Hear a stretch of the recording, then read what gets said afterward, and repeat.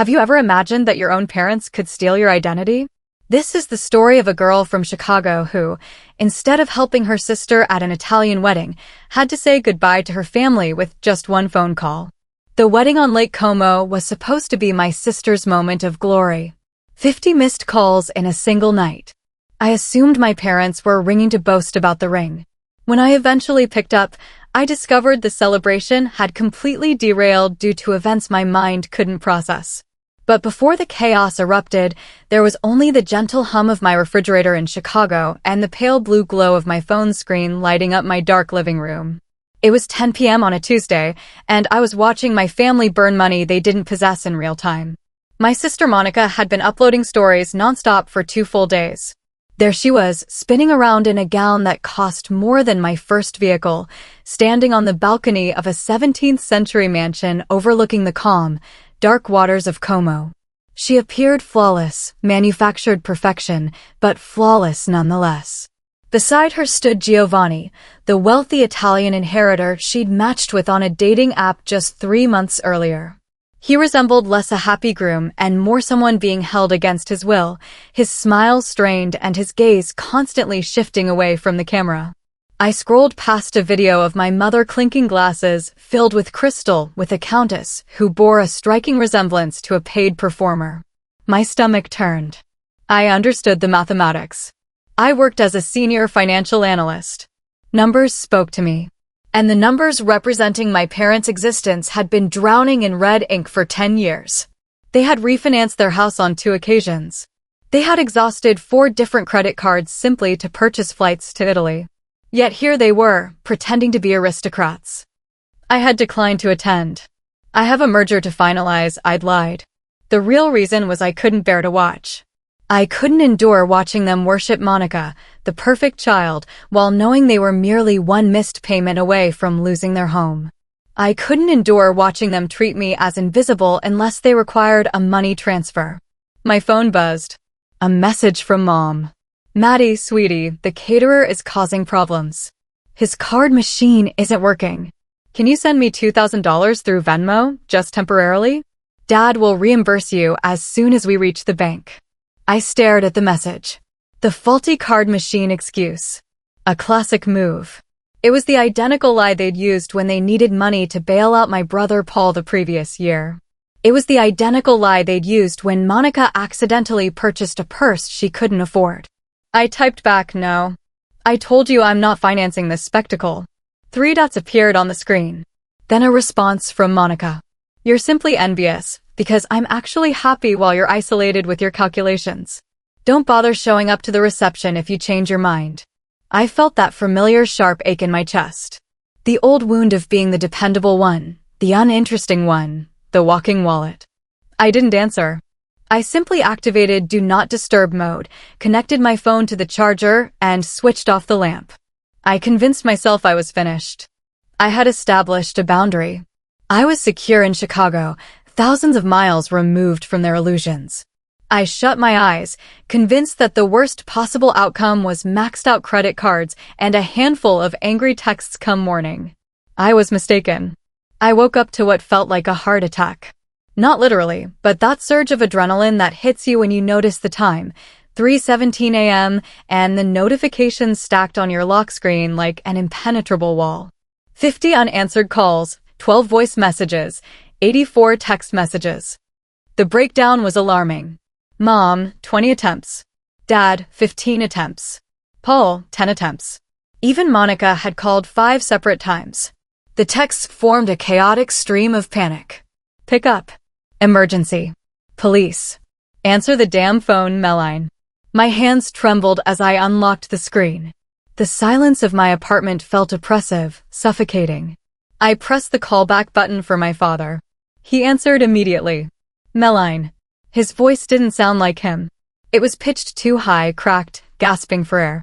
In the background, I could hear shouting in Italian, the static of a police radio, and the unmistakable sound of my mother weeping uncontrollably, a deep guttural wail that made my skin crawl. Dad, what's happening?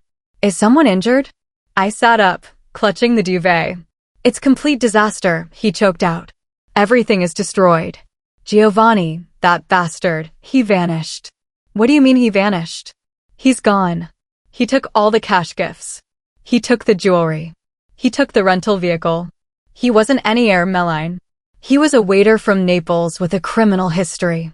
He abandoned Monica right at the altar, practically. Okay, I said, my analyst brain desperately seeking order amid the chaos. That's horrible, but why are the police present? Did you file a complaint? No, they're not here for him. Dad stammered. They're here because of us. What? Paul and your mother. They didn't handle the news well. There was damage to property. Expensive things, Dad whispered. They started throwing objects, a statue, some paintings. The property owners contacted the Carabinieri. They've placed Paul under arrest. They have Monica confined in a room. They've confiscated our passports, Meline. They won't permit us to depart the country. I rubbed my temples, attempting to process the sheer absurdity of it all.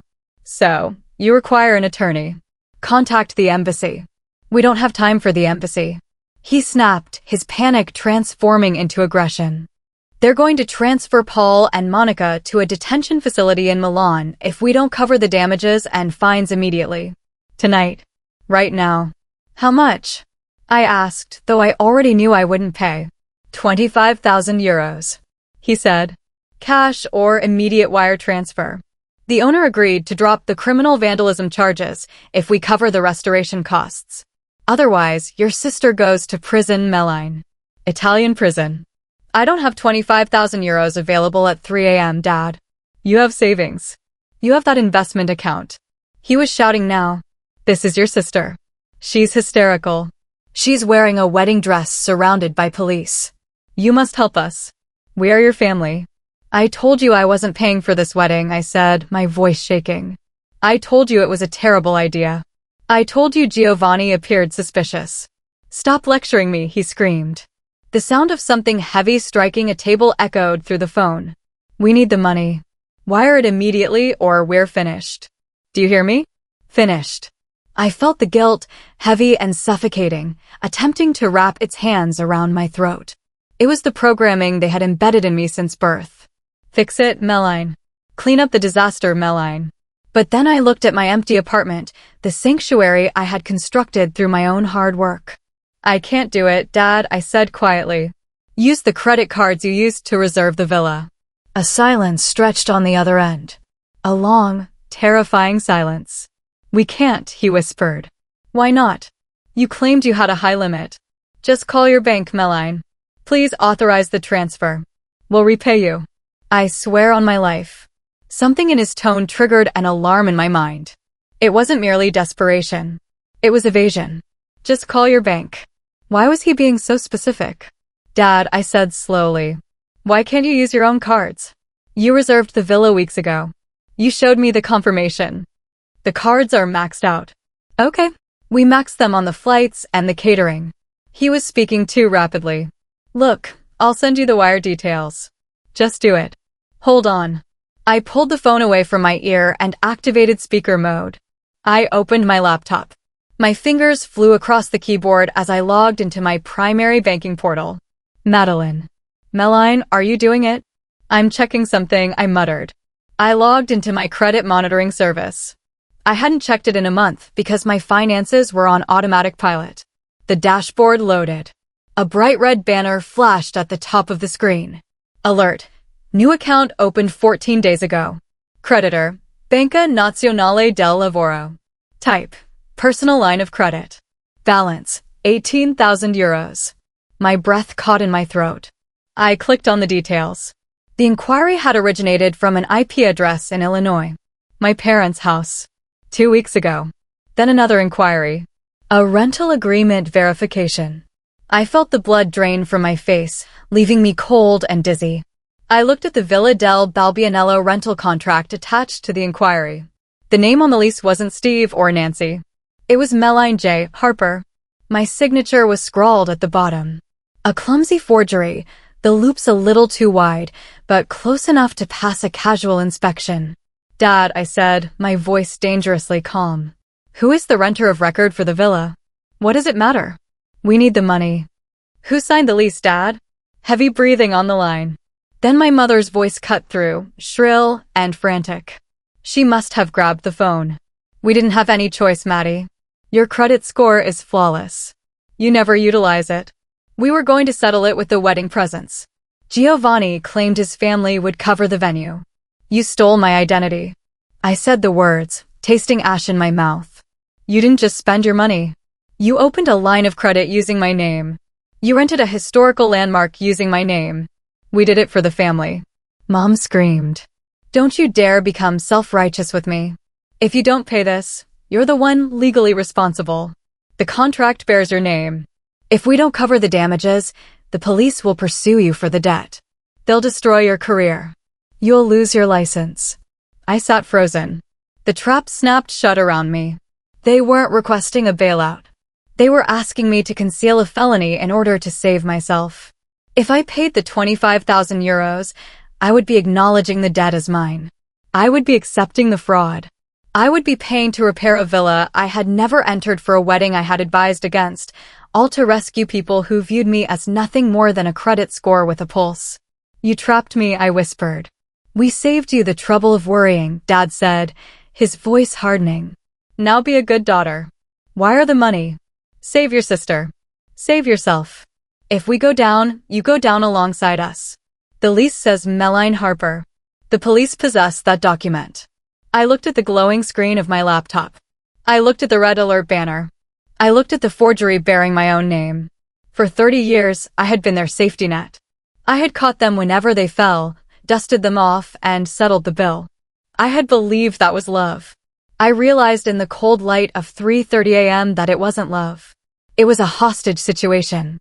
I am contacting the U.S. consulate and my bank's fraud department immediately to flag these transactions as criminal activity. The people in your custody are responsible for the vandalism. Arrest them. Do whatever is necessary. Meline, please. Dad was pleading now, sobbing brokenly. They'll imprison us. They'll deport us. You cannot do this to your own flesh and blood. I don't have a family, I said into the receiver. I have a fraud case. Understood, Signora, the captain said. His tone had shifted from irritation to professional alertness. We will proceed with charges against the individuals present. Thank you. I hung up. I didn't allow myself a moment to cry. I dialed the 24-hour fraud hotline for my bank. I spent the next hour calmly explaining the situation, uploading copies of my passport stamps proving my presence in the U.S., and flagging the unauthorized accounts. I locked my credit with all 3 bureaus. By the time I finished, the sun was beginning to bleed gray light through my blinds. My phone continued vibrating every few seconds. Texts from my cousins, my aunts, my brother. How could you? You monster. Mom is fainting. They are putting handcuffs on Monica. I didn't read them. I selected Select All in my contacts list. Mom, Dad, Monica, Paul, and every flying monkey they could possibly recruit. I pressed block. The silence that followed was absolute. It was the most expensive silence I had ever purchased, costing me a family I had never truly possessed. I walked to the window and watched the city awaken. Somewhere in Italy, my sister was probably sitting on a metal bench in a ruined wedding dress, facing the consequences of her choices for the very first time.